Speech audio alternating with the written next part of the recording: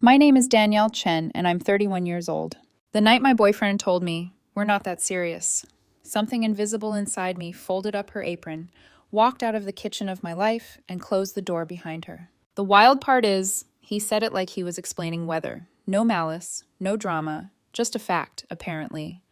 Like I'd somehow imagined the whole thing. The moved-in boxes, the Christmas with his parents, the shared rent and utilities, and late-night grocery runs where we argued over which pasta sauce to buy.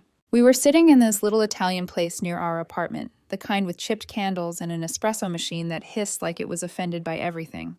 We'd been going there almost since the beginning. It was our spot.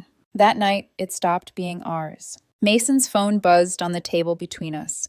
I didn't think much of it until I saw the yellow icon before he flipped the screen face down a little too fast. Bumble. My heartbeat stuttered. Did I just see Bumble? I asked, keeping my voice soft, almost amused. Maybe there was a reasonable explanation. Maybe he downloaded it as a joke. Maybe he actually laughed. Yeah, he said, like I'd asked if he still had Instagram. Relax, Danny. It's not that deep. 18 months together. 8 months living in a decent 2-bedroom, splitting rent, utilities, groceries. My mother asking when he was going to make an honest woman out of me. His mom asking what colors I liked for future wedding planning, just in case. All of that apparently not that deep. You still have dating apps? I asked, my fingers tightening around my water glass. Mason rolled his eyes and took a sip of wine. Chianti, because he'd read once that red wine made you look sophisticated and clung to it like a personality trait. It's just for fun, he said. Window shopping. Window shopping, I repeated, while you're in a relationship. He shrugged. Why would I delete my dating apps?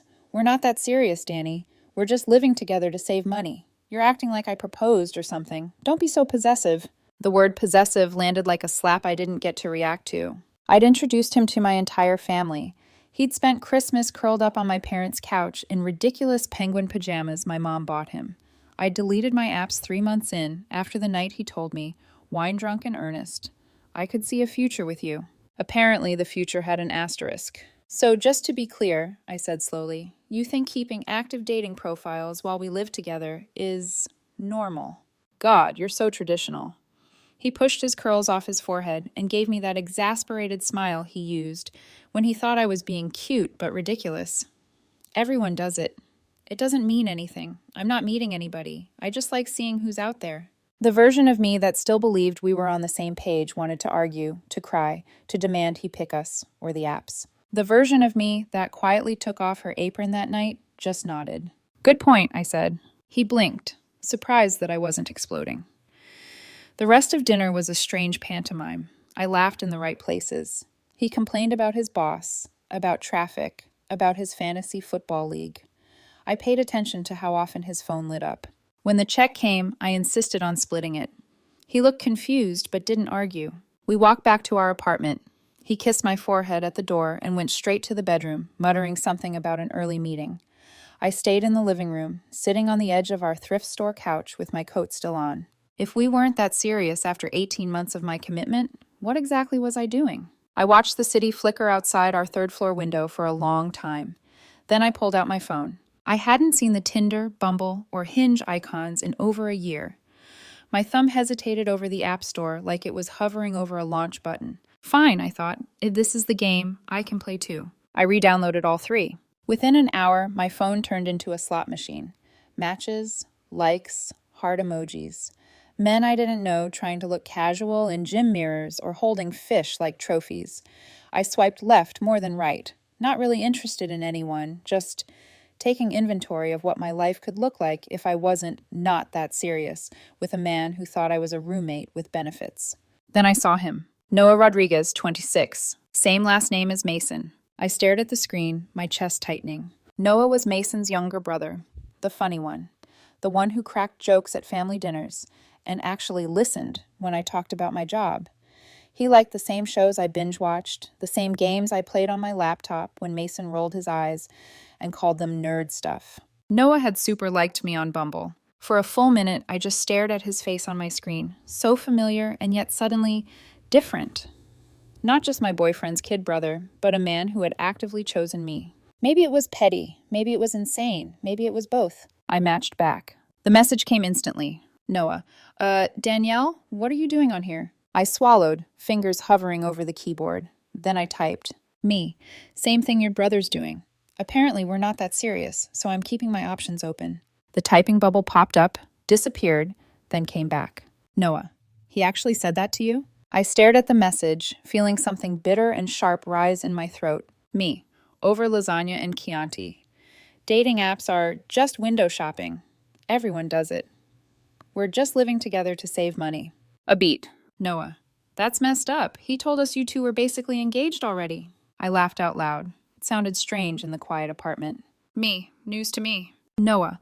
I thought your profiles were old. Mason, told the whole family you were all in and deleted everything. Wow. Just wow. I leaned back, letting my head rest on the couch. Me. I was all in. Past tense. He took a moment before replying. Noah. This is weird. We should probably unmatch. The responsible version of me, the one who color-coded spreadsheets and scheduled dentist appointments on time, agreed.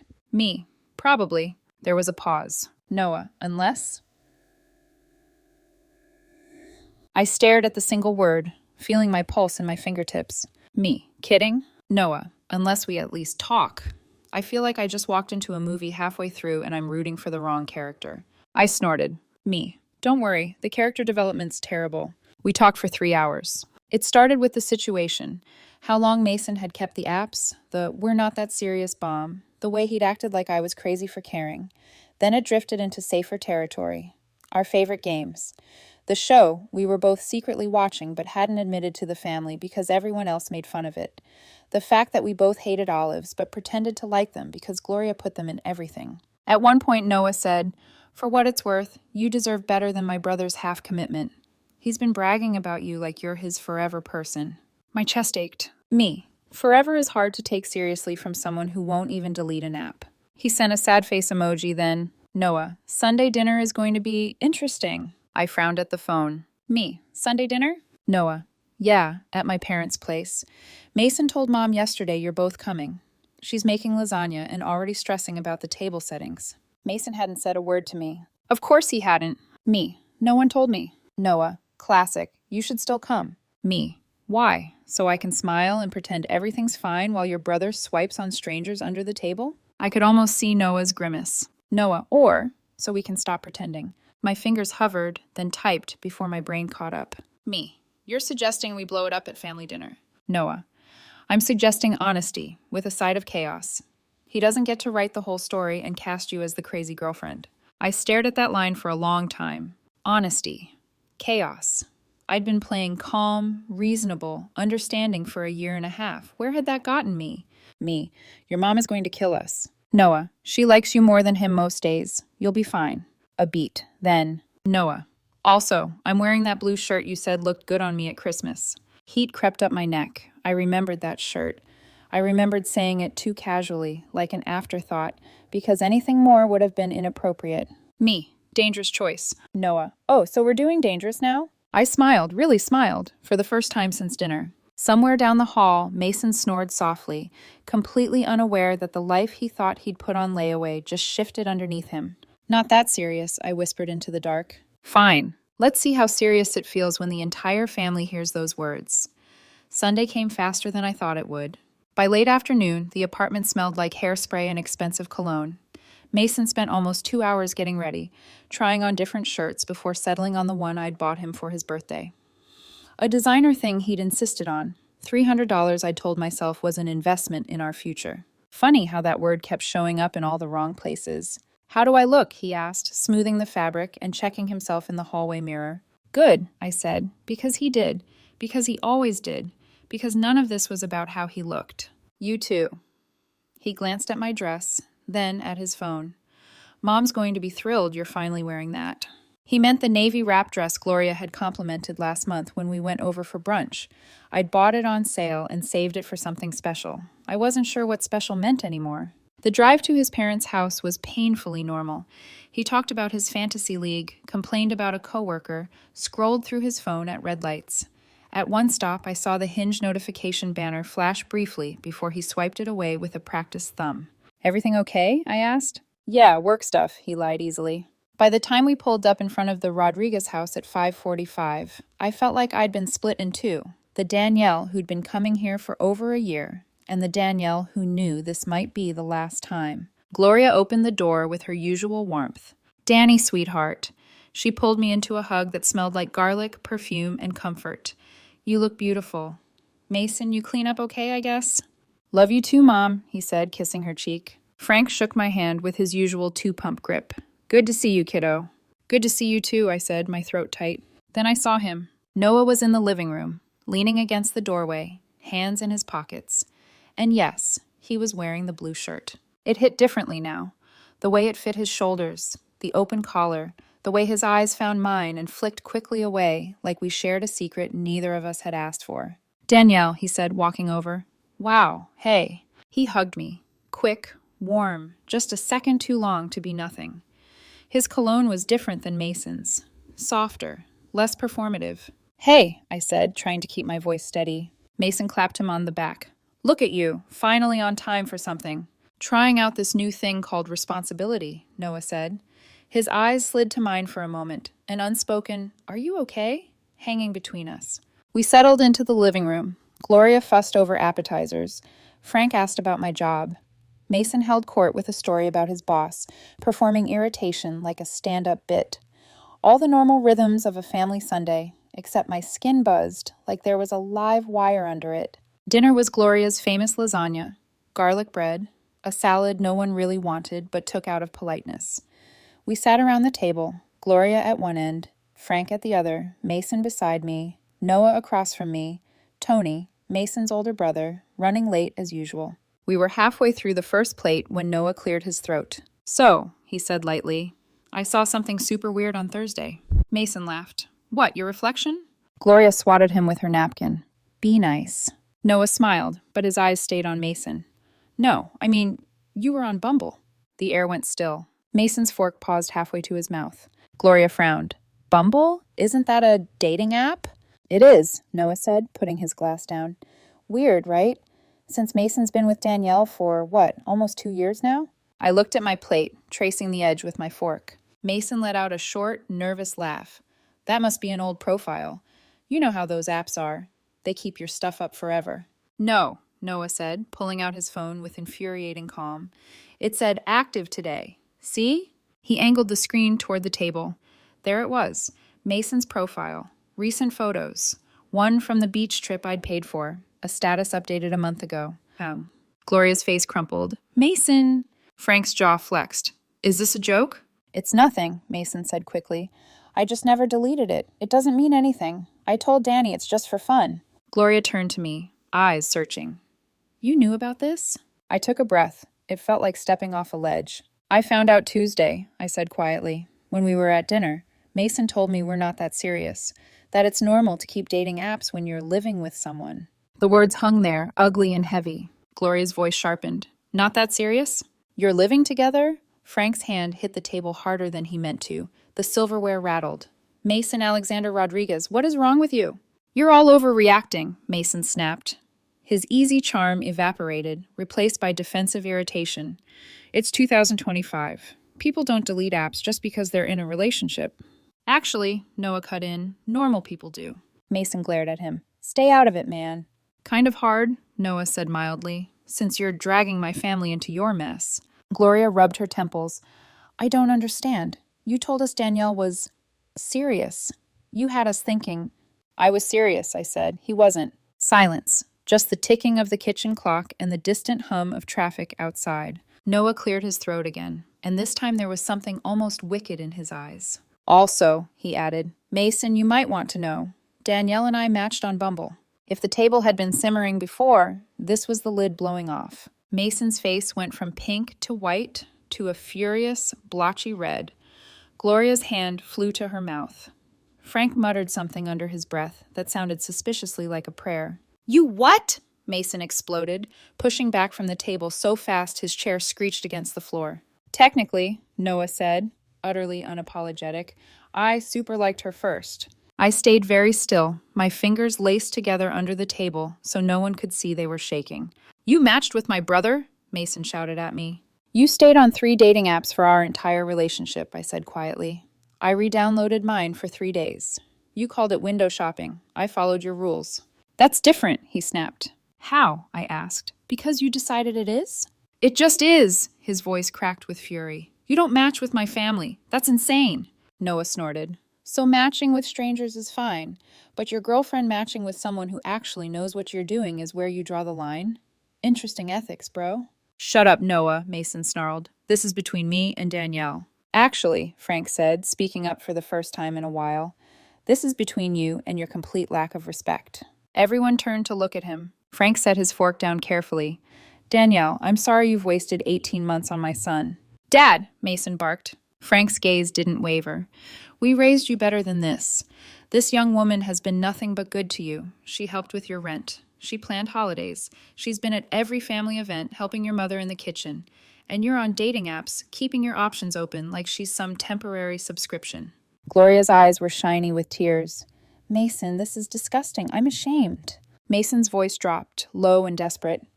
You're all just taking her side? There aren't sides, Gloria said, her voice cracking. There's just right and wrong.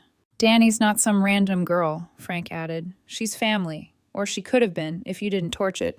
Mason turned to me, eyes wild. Say something. I met his gaze.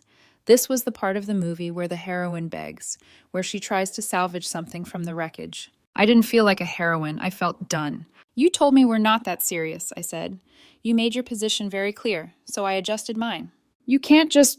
I can, I said, and I am. His chair toppled when he stood up. We're leaving. Now. I picked up my fork and took another bite of lasagna. It was annoyingly excellent. I'm not leaving, I said, and my voice didn't shake this time. You can call an Uber. You drove me here, he spat. We're not that serious, I repeated softly. You'll figure it out. He looked around the table, searching for backup. No one moved. Noah stared at his plate. Gloria stared at her hands. Frank just shook his head. Mason let out a raw sound, somewhere between a laugh and a growl, then grabbed his coat and stormed out, slamming the door hard enough to rattle the windows. We sat in the echo. After a long moment, Noah exhaled. So, anyone want to see our Bumble conversation? It's pretty funny. Noah, Gloria said weakly. Not now. Frank poured himself more wine, then looked at me. Are you okay, kiddo? I wanted to say yes. I wanted to be the unbothered queen the internet always talks about. Instead, I told the truth. I will be, I said. Just not tonight. Gloria reached across the table and squeezed my hand. You don't have to go home to that. I know, I said. I am going home to my apartment. He's the one who needs to find a new place. They exchanged a look that somehow held both pain and approval. Later, after the dishes were done and we'd played a half-hearted game of cards to pretend things were normal, Noah walked me out to my car. The evening air was cool, biting at the back of my throat. That was intense, he said. That's one word for it. He shoved his hands in his pockets. For what it's worth, I didn't super like you to cause drama. I mean, I figured it had to be a mistake, and then when you matched back, He trailed off, cheeks flushing in the dim porch light. I know, I said. This whole thing is messy. He nodded. Yeah, but you didn't deserve to be treated like a placeholder. Not by him, not by anybody. Something in my chest loosened. He pulled out a small piece of paper, folded in half. Look, this is my actual number. No apps, no screenshots, no receipts. I'm not saying anything needs to happen, but maybe in a few months, when the fallout stops triggering earthquake alerts, we could get coffee. As friends first, obviously. I took the paper. It felt heavier than it should have. Maybe, I said. Let me deal with the rubble first. He smiled, soft and crooked. Fair. He hesitated, then added, And Danielle, whatever story Mason tells himself about tonight, you weren't crazy. You were right. I slipped the paper into my purse. For the first time in a long time, I believed it. By the time I got home that night, the apartment felt like a stranger's place. His shoes by the door, his jacket thrown over the chair, the faint smell of his cologne still clinging to the air, cheap and overconfident, like him. I poured myself a glass of wine and sat on the couch, staring at the muted TV. I wasn't angry anymore. Not really. Anger burns fast. What was left was quieter, something closer to clarity. He came home around midnight. The front door opened with a soft click, like he was sneaking into his own life. Danielle, he said, voice careful, testing the air. I didn't turn around. Rough night, I asked. He dropped his keys on the counter. You ambushed me in front of my family. I didn't say anything that wasn't true. You humiliated me. You humiliated yourself, I said. I just stopped covering for you. He exhaled through his nose, sharp and ugly. You think you're some saint? You matched with my brother. I finally turned to look at him. After you told me we weren't serious. After I found out you'd been on dating apps for 18 months. You want to talk about betrayal? Try looking in a mirror. That was different. How? It just was. That's not an argument, Mason. That's a toddler having a tantrum. His eyes narrowed. So what, you're done? Just like that? Yeah, I said softly. Just like that. He stared at me for a long time, his face working through disbelief, guilt, and something else. Fear, maybe. I made a mistake. No, I said. You made 18 months of choices that all said the same thing. I matter more than we do. He raked his hands through his hair, pacing. You're overreacting. It didn't mean anything. I set the wine glass down carefully. You don't get to decide what hurts me. You don't get to write both parts of the story. He stopped pacing. So what now? You move out. His jaw dropped. What? You heard me. You can stay at Tony's until you find a place. You have a week. He laughed, but it wasn't funny. You can't just... I can, I said, standing up. The lease is in my name. You pay utilities through my account. I already changed the passwords. For a moment, he looked like he didn't recognize me. Maybe he didn't. Maybe this was the first time he'd seen the version of me that didn't beg to be chosen. You're really doing this? He said finally. Yes. He gave a low, disbelieving laugh. You'll regret this. You'll realize no one will ever love you like I did. I smiled. That's exactly what I'm counting on. He stormed into the bedroom, slamming the door. The next morning, he was gone by 7. Left a note on the counter that said, I'll be back for my stuff. I folded it once and dropped it in the trash. By noon, I'd done what I always do when I'm spiraling. I made a list. Rent, utilities, change locks, notify management, update friends. And at the bottom, underlined twice, control the narrative. Because I knew him. I knew the way he'd spin this. Crazy, controlling, overreacting Danielle who blew up over nothing. Not this time. I opened my group chat, our shared friend circle, and typed, Danielle. Just FYI, Mason and I broke up. Long story short, he's been on dating apps for 18 months while we lived together. Said we weren't that serious. Attaching screenshots before rumors start. I hit send. My phone buzzed nonstop for an hour. Sophie. What? Ethan. Holy hell, Danny. He told me you were planning a trip together. Maria. Team Danielle all the way. That's messed up. Lena. Girl, you dodged a bullet. Even Mason's best friend, Jordan, texted privately. Jordan. I told him to delete those apps months ago. Guess he never did. Sorry, Danny. You deserve better.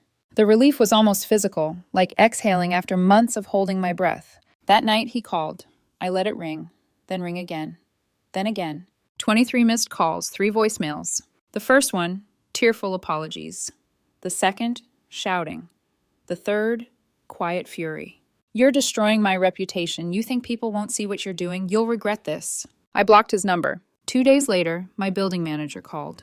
Ms. Chen, there's someone here trying to get into your apartment. Says his name is Mason Rodriguez. I took a slow breath. He's not on the lease. Don't let him in. Yes, ma'am. I hung up, shaking, then texted the manager a follow-up. Please make a note. Ex-boyfriend not authorized. And that was that. Except, of course, it wasn't. Wednesday afternoon, my phone started buzzing with notifications. Mason Rodriguez posted a news story. Mason Rodriguez. Sometimes you give everything to a person and they still betray you. Mason Rodriguez. Some people don't understand loyalty. He'd tagged it with a black heart and a sad song lyric. I almost laughed. Then the comments started rolling in. Maria. She didn't cheat, Mason. Jordan. Dude, stop embarrassing yourself. Sophie. Maybe don't be on dating apps when you're living with someone. And finally, Noah. Noah. Bro, you told her it was window shopping. You don't get to act heartbroken now. Mason deleted the story 15 minutes later. That Friday, Gloria texted me. Gloria, sweetheart, can I stop by tomorrow? I need to talk to you. When she arrived, she looked exhausted, the kind of tired that seeps into your bones. Danielle, honey, she said, holding the mug of coffee I'd made her like it was a lifeline. Mason isn't doing well. Define not well, I said carefully. He's convinced you and Noah are together. He's been saying things, talking about suing you for emotional distress. He quit his job yesterday. I blinked. He quit his job? Gloria nodded. He says he can't focus because of the trauma. I stared at her. He spent 18 months on dating apps. I know, she sighed. I'm not defending him. He's my son. I don't know what to do. I softened a little. You didn't do this, Gloria. He did. She nodded, eyes wet. Can you at least let him get his things? Supervised. Frank and I will come with him. Fine, I said. Saturday, 2 to 4. I'll be here. She squeezed my hand. Thank you. After she left, I sat at the kitchen table for a long time, staring at my half-empty mug. I should have felt triumphant, vindicated. Instead, I just felt done. Done pretending. Done explaining. Done cleaning up the mess someone else made and calling it love. Saturday couldn't come soon enough. Saturday arrived clear and cold, the kind of day that looks calm from a window but bites the moment you step outside. I woke early, made coffee, and double-checked every lock, every drawer. I didn't want anything left that he could claim as his. By 2 o'clock sharp, the knock came. When I opened the door, I saw not just Mason, but his whole family. Gloria, pale and anxious, Frank, grim and silent, and Tony, his older brother, broad-shouldered and wary. Afternoon, Tony said quietly. We're just here to keep things calm. I nodded. Appreciate it. Mason wouldn't look at me. He brushed past, jaw tight, heading straight for the bedroom. Gloria followed, wringing her hands. Frank stood near the door, arms crossed like a security guard in his own son's storm. The first 15 minutes passed in tense silence. Drawers opening, closet hangers scraping, the rustle of clothes being shoved into boxes. Then I heard it. Where's my necklace? Mason's voice, sharp and high. I frowned. What necklace? He stormed out holding an empty jewelry box I'd never seen before. The gold chain my grandmother gave me. You stole it. I blinked. You never kept jewelry here. His face flushed. Don't lie. It was right here in my nightstand. Mason, Gloria started gently, you always kept Grandma's things at our house. No, he snapped, cutting her off. She took it. She probably sold it out of spite, or gave it to Noah. I stared at him. You think I'm wearing your grandma's necklace around town? Are you serious right now? His eyes blazed. You and Noah think you can make a fool of me, but I see it. He's been after you since Christmas. Tony stepped between us. Mel, chill. It's Mason, he barked automatically. Tony rolled his eyes. Whatever. Chill out. You're acting like a psycho. She's lying. They're together. No, we're not, I said, keeping my voice low but steady. And even if we were, it wouldn't erase the fact that you cheated for 18 months straight. He lunged. Not a swing. Not quite. More like he was trying to grab my arm, but Tony caught him mid-motion like a reflex, holding him back effortlessly. Okay, Tony said, tone flat. We're done here. Let go of me, Mason snarled. Tony didn't. Mom, Dad, pack up what he actually owns. He's out of control.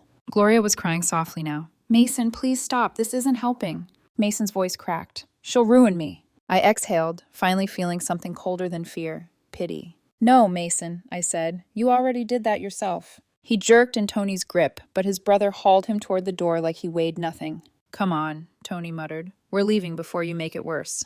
Mason twisted to look at me, wild-eyed. You'll regret this. You'll never be happy. Noah's just using you. He's always wanted what I have. I couldn't help it. I actually laughed. What you had, Mason, past tense. That made him scream. A hoarse, broken sound that followed him down the hallway until the door slammed behind them. Frank paused on the threshold. I'm sorry, he said quietly, for everything. Gloria couldn't even look at me. She just whispered, we'll talk soon, and followed them out. When the door closed, the silence rang like church bells.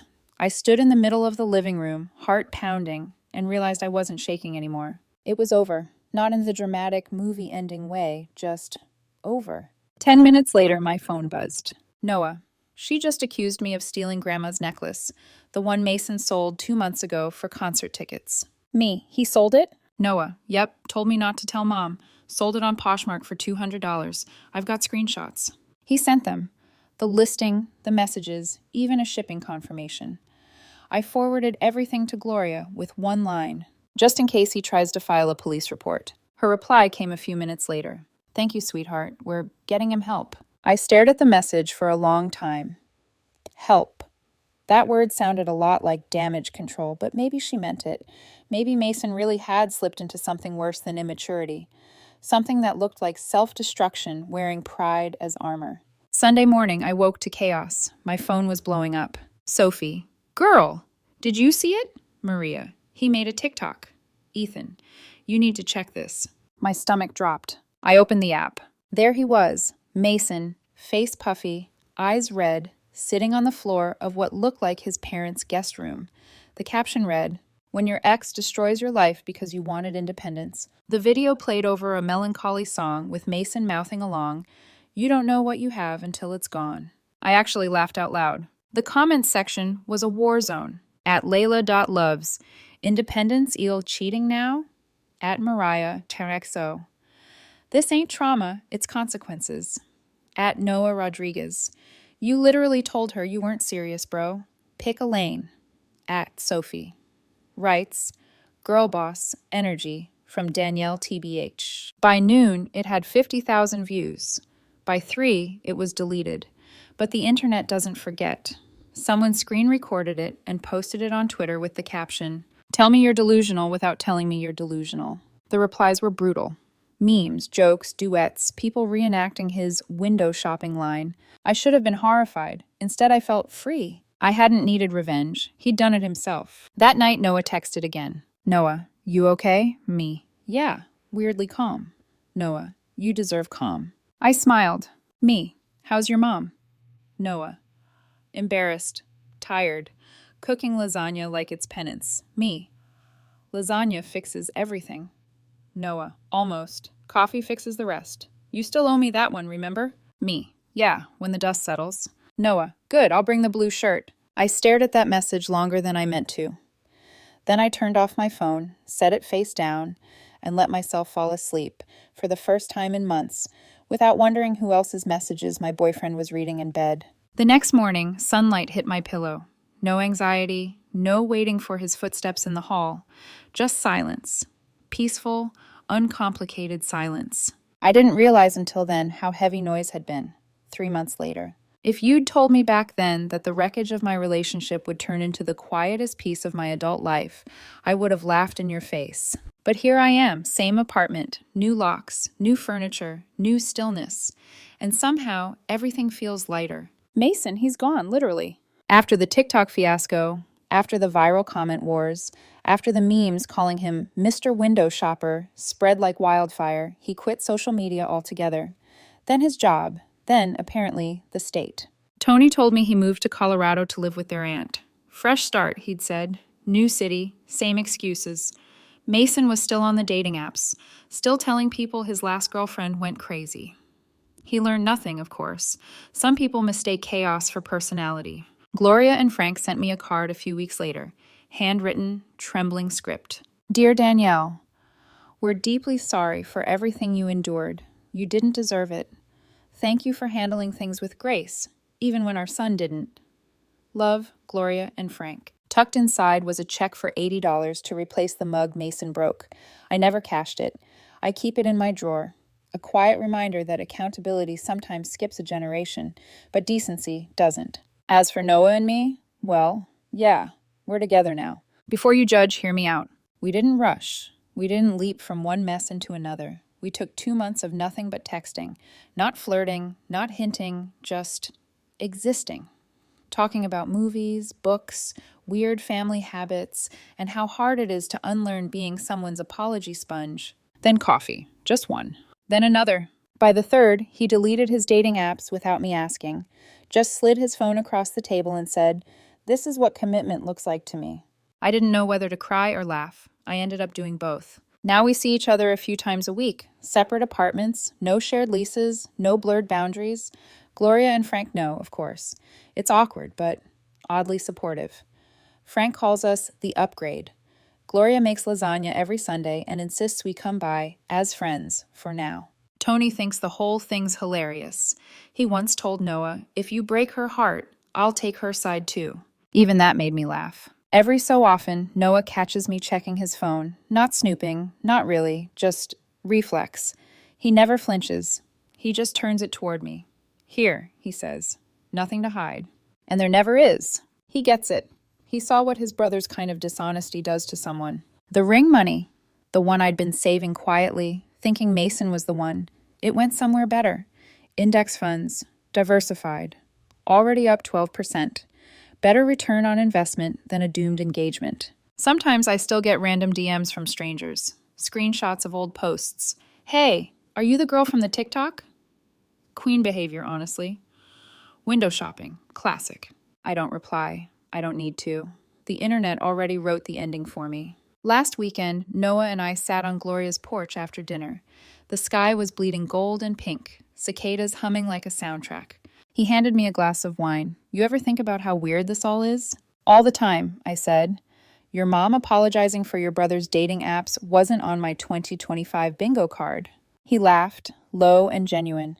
I mean, you turned the worst night of our lives into something that actually makes sense now. I looked at him, at the way the light caught his face, the same family eyes, but none of the arrogance behind them. Funny, I said. I used to think revenge meant winning, making someone sorry. He tilted his head. And now? Now I think it just means not caring anymore. He smiled, small and knowing. That's the real victory lap. We sat in silence for a while, the kind that doesn't need filling. Gloria's voice called from inside. Dessert's ready, and don't think I didn't see you two holding hands out there. Noah groaned. She's never going to let it go. She doesn't need to, I said, standing. Some stories don't need revenge arcs, just better endings. He grinned. You and your poetic monologues. Someone's got to narrate the movie. He laughed, reaching for my hand again, and this time I didn't hesitate. If Mason ever reads this, and I know he still checks my name online, hi, thank you.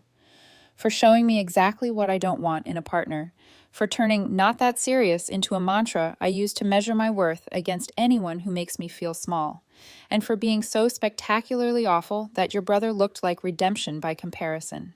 The best revenge isn't exposure, it's peace. It's Sunday dinners without anxiety, coffee dates without second-guessing, love that deletes its apps before you even have to ask. Turns out not that serious was the best gift you ever gave me.